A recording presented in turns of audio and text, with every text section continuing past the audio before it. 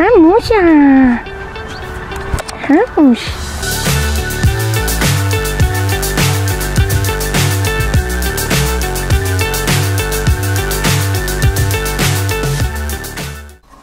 Hej og velkommen til den her video. Det her er min første video på den her kanal, og jeg glæder mig bare super meget til at komme i gang med den her kanal og vise jer alle sammen, hvad jeg laver i min fritid, og ja, så yes.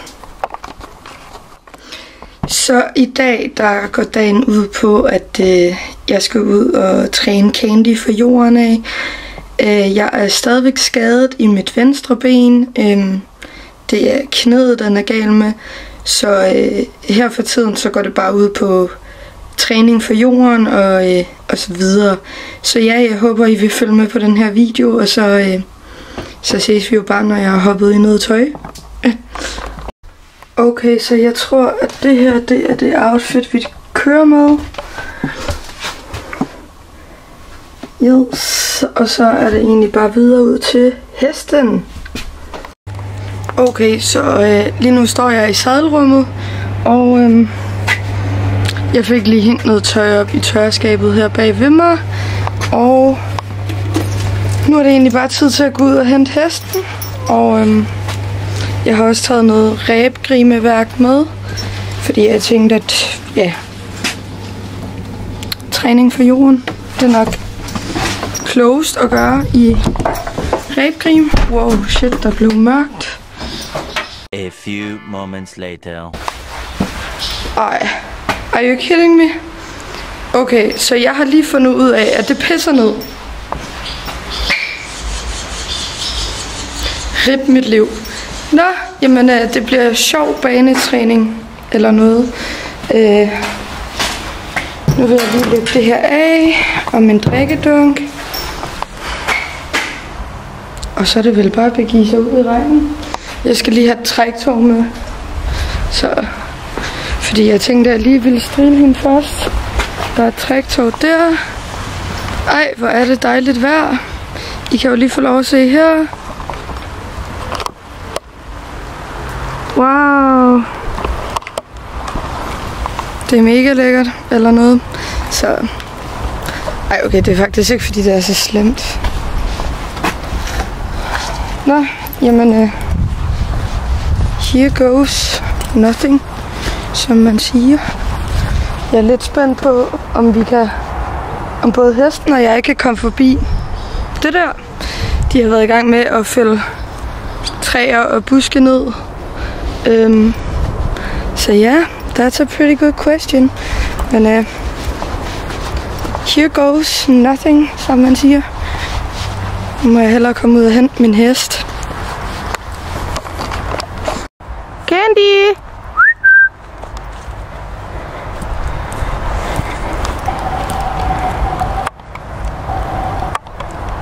Hej Musa! Kommer du?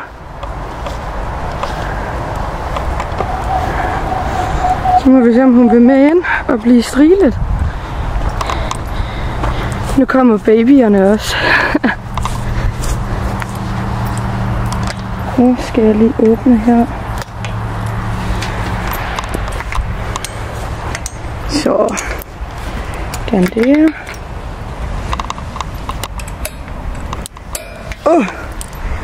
Hej baby. Og det er min baby. Hej Musa. Det her, det er Candys føl. Det er Kleopatra. Og jeg kan selvfølgelig ikke zoome mere ud. Det er typisk. Hej muldyr. Hej baby. Skal du lige være med på kamera? Jeg tager lige den her af.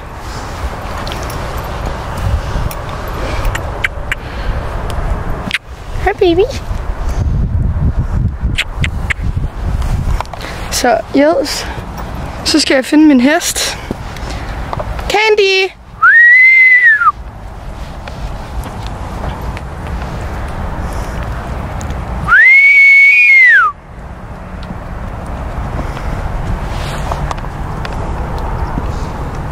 Vi mangler en hest. Okay, så det... Jeg ved ikke, om den er flyttet, eller hvad fanden den er. Nå, yes. Hej, Musa. Hej, Musa.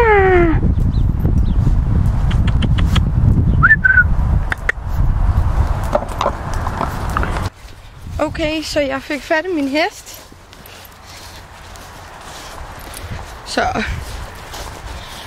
hun er sådan lidt irriterende i dag.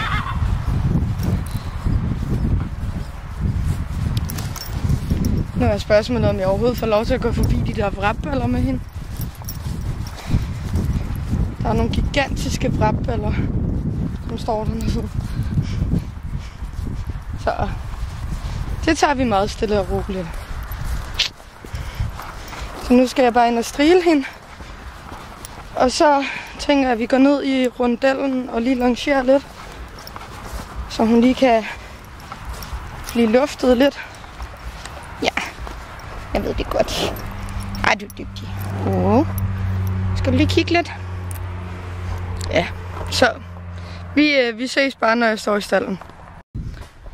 Okay, så vi kom ind på stald. Og damen her er lidt utålmodig, som I nok kan se.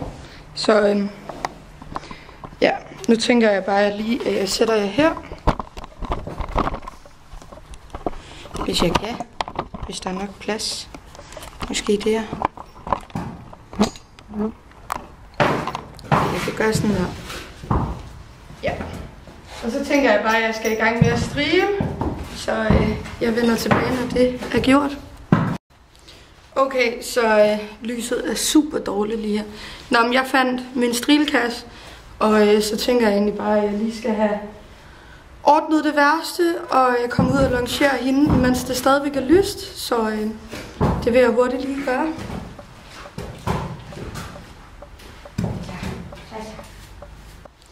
Okay, så lyset er super dårligt lige her. Nå, men jeg fandt min strilkasse. Og så tænker jeg egentlig bare, at jeg lige skal have ordnet det værste. Og jeg kommer ud og longerer hende, mens det stadigvæk er lyst. Så det vil jeg hurtigt lige gøre.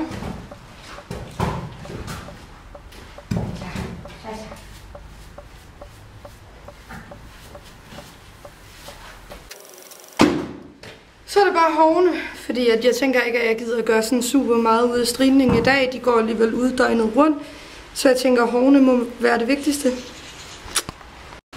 Okay, så change of plans. Det pisser ned nu, sådan virkelig meget. Så jeg tænker, at vi står her måske inden et kvarter. Og hvis regnen ikke er stillet af der, jamen så dropper vi hele træningen i dag. Og så har hun bare fået en strilning og fået renset hove. Og hvis det stiller af, eller det stopper helt, jamen så kan vi måske være rundt den kvarter, inden det begynder at pisse ned igen. Så tænker jeg, at vi hellere vil udnytte det kvarter på, ja, bare gå rundt op på banen, i stedet for at gå ned i rundellen og skulle gå det længere, hvis det så begynder at regne igen. Så ja, det var sådan lidt change of plans, men det er der ikke noget at gøre ved. Det er nederen, men sådan er det. Okay, så change of plans igen. Medmindre der kommer en skyld mere, som lige er startet igen. Nå, men så er der ikke rigtig nogen change of plans. Så må vi jo bare... Wow, den vil slet ikke fokusere. Hallo? Sådan der. Så må vi jo bare stå herinde og hygge os, indtil det lige er drevet over, og så må hun jo komme tilbage på fold. Jeg kan ikke rigtig gøre så meget andet, fordi at rundellen er også for våd at træne i, så det er ikke godt for benene.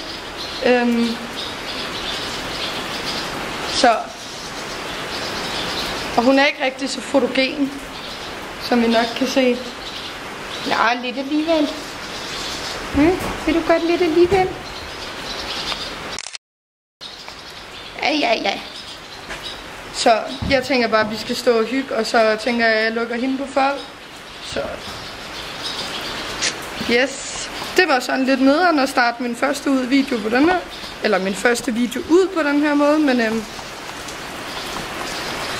man kan jo aldrig rigtig forudsige, hvad der kommer til at ske, så det var så lige noget lortevejr, der kom i vejen. Så håber jeg på, at vejret er bedre mandag eventuelt. Men mandag har jeg også skole, så yes, vi må se. Jeg vil i hvert fald stå og hygge lidt med hende, inden jeg lukker hende på fold. Og så tænker jeg bare, at vi ses igen, når det er. Der var vand. Så tænker jeg bare, at I må følge med fra efter jeg har lukket hende på fold. Yes, hej. Okay, så vi laver lige en change of plans igen. Jeg tror, at næste gang, så skal jeg stå og strile herinde. Der er bedre lys. Nå, men i hvert fald så ja, det er Candy, der lige står og vrinsker. Jeg har lige sat hende ind i en boks, og så stresser hun lidt over det. Men ja, imens at vi lige venter på, at regnen stiller lidt af, så jeg kan lukke hende på fold, så kan I jo få lov til at se noget andet, vi har i stallen. Nu må vi se, om det er udbryderkonger, vi har mere at gøre.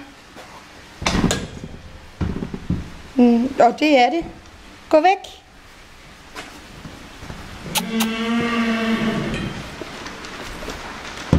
Så. Hej miserne. Nå, det får I lov til at se her. Vi har små killinger. Hej. I er så søde. Ja, I er så søde. De er ikke sådan helt vildt glade for mennesker endnu. Vi prøver at lære dem det. Sådan et lille skridt ad gangen. Der er en af dem, der godt kan tages op. Så. En lille pjevs. Ej, hvor er lyset utroligt godt herinde. Man kan også bare se, at jeg sveder. Nå, men i hvert fald, det er de små søde misser, vi har i stallen. Og så har vi en voksen hundkat Vega, som er mor til dem. Og en hankat Ingolf, som vi ikke tror er far til dem. Men han er rød, så han kunne godt være far til den røde. Og ja, but we don't know. Skal du ned igen? Det er nogle små banditter. De er så legesyge. Så wow, Candy er godt nok utålmodig. Kom så. Gå så. Gå så. Den vej. Så nu gælder det om at komme ud, inden at killingerne stikker af. Så nu må jeg hellere lige tjekke til den hest her. Hun tager det lidt mere stille og roligt nu. Jeg tænker også, nu regnen stiller lidt af, så inden det begynder at pisse ned igen, så må jeg hellere få lukket hende ud. Så yes. Så blev hun sgu lukket på fold. Og der ligger bare sindssygt meget vand. Det herinde, det skal være dressurbane, og vi får etableret springbane dernede i den ende dernede. Nede lige over for stallen. Nå, men nu kan jeg da i hvert fald lige vise jer, hvor meget vand der ligger. Altså, bare det her, det er en stor sø. Så meget vand er der faldet på 20 minutter. Og jeg har kondisko på, så ikke lige det smarteste fodtøj. Men altså, jeg vidste ikke, at det skulle regne, og man kan aldrig rigtig regne med vejrudsigten, synes jeg ikke. Så det er sgu sådan lidt svært at vide, hvad fanden man skal tage på. Og lige nu der filmer jeg på min iPhone, fordi at kameraet er sådan lidt, det er et ældre kamera, filmer super godt og sådan noget, der er ikke noget der. Men det er lidt tungt at bære med over det hele, så det er sådan lidt nemmere bare at gøre det over telefonen lige nu. Bare her. Kæmpe vandpyt. Altså, jeg har allerede mega våde fødder. Og så der kørt en traktor her, så det gør det bare ikke meget bedre. Det er bare mega mudret, men sådan er det. Må man jo leve med. for glat. Her, der ligger også bare vand. Det er 20 minutter, det har taget det her. Hesten er sikkert også allerede mega gennemblødt. Kæmpe vandpyt. Og kæmpe vandpyt. Før der lå der så meget vand her. Det er altså, at det sådan der er røget ind i stallen. Heldigvis er der sådan en rest, den skal bare lige renses på et tidspunkt. Og så det her, det var sådan, det skal også renses. Så vandet det løb bare ud, da jeg skulle ind i den her stald for at vise jer killingerne. Se, der ligger også bare meget vand. Jeg hader regn, det er forfærdeligt. Hej Misha. Kan jeg lige få et sidste hej, eller sådan et sidste møde med dem for i dag. Nå, men så mit kamera, det ligger lige her. Det kan heller ikke tåle vand, så det var også derfor, jeg lige tænkte, at jeg måtte gøre det på telefonen. Og min ting er lige her. Min strilkasse skal pakkes ned, så det tænker jeg ikke, at få lov til at se på mit kamera. Yes. Det kunne være, at jeg lige skulle sætte det ordentligt. Okay. Så.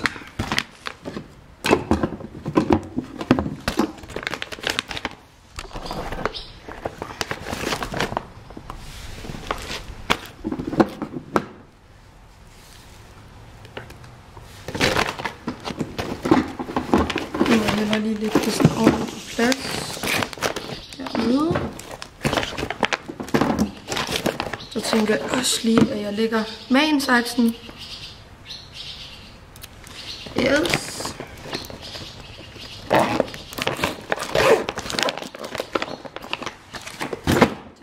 Den.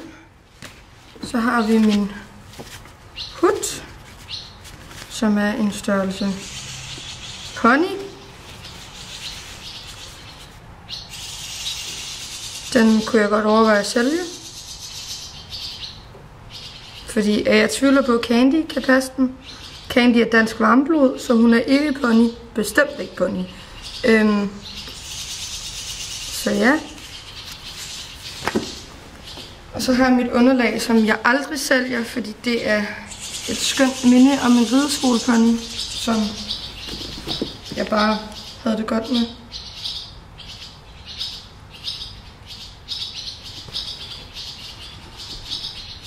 Der havde jeg ønsket mig at få indgraveret mit og hendes navn på hver side, og så det her på den anden side. Det fik jeg i julegave på et tidspunkt for nogle år siden. Og det er bare et underlag, jeg aldrig nogensinde går af med. Så. Men hunden kunne jeg godt overveje at sælge. Og klokkerne er... Jeg ved ikke, om hun kan passe dem. Det er jo også sådan... rimelig sikker på, at det er til... Jeg kan sgu ikke huske, hvad for en størrelse det er. Kan jeg ikke se. Den small. Jeg ved sgu ikke, om hun kan passe dem. Men ellers så skal de egentlig bare gøres lidt rent, tror jeg. Den her er syningen gået en lille smule op. Men det kan man jo bare sy igen. Og så skal de egentlig bare gøres rene. De fejler stort set ikke noget. Der er lidt slid på dem. Men ja. Så har jeg min læderfedt. Pretty fedt. Okay, der er en kat i vejen. Nå, der kom lige en af opstallerne. Så jeg har min læderfedt. Den er sådan rimelig gammel. Så har jeg nogle klare elastikker. En golf. Det her, det er en golf i øvrigt. Han er mega sød. Men han er fandme et møvehoved. Så. Nå, ned med det.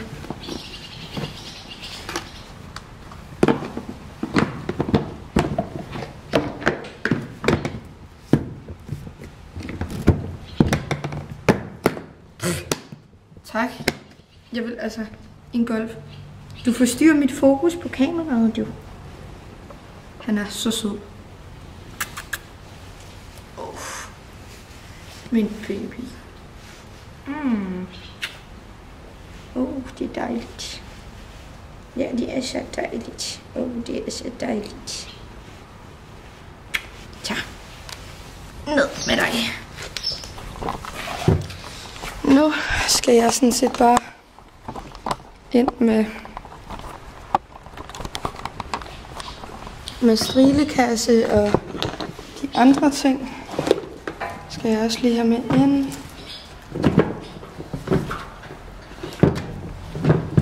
Okay.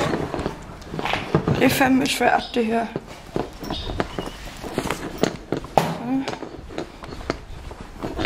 Så kan jeg gå ind med det her.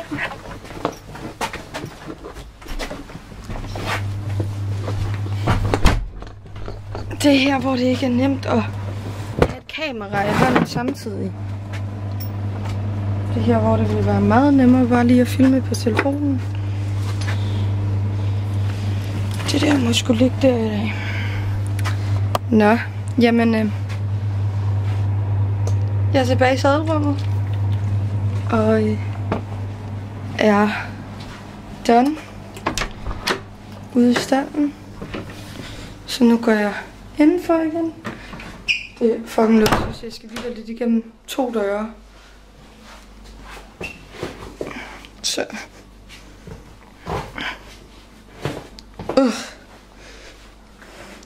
Nu skal jeg bare sådan have noget at spise. Og jeg tænker, at jeg spiser op ovenpå, imens jeg sådan redigerer. Ej, hvor er der mørkt i det her hus.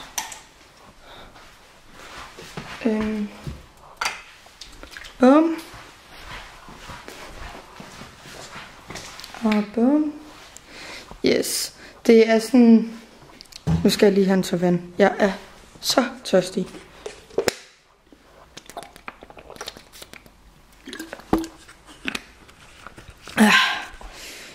Oh my god. Nå. Nu skal jeg ud og se, om den her spade overhovedet har varmet. Det har den. Den siger, at den er 40 grader. Den er sådan lidt dum. Hallo. Tak. Ej, hvor er den irriterende. Tak. Det er pumpen. Pumpen er sådan lidt dum nogle gange. Nu står der, det kan man næsten ikke se, 40 grader.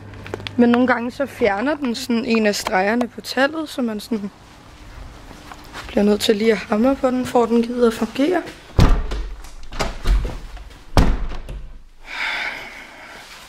Så har vi, nu får jeg lige en havstue.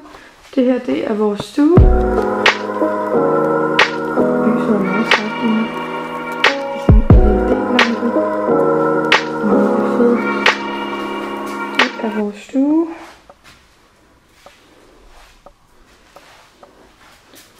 Og spisested. Og køkken, som roder lidt meget lige nu.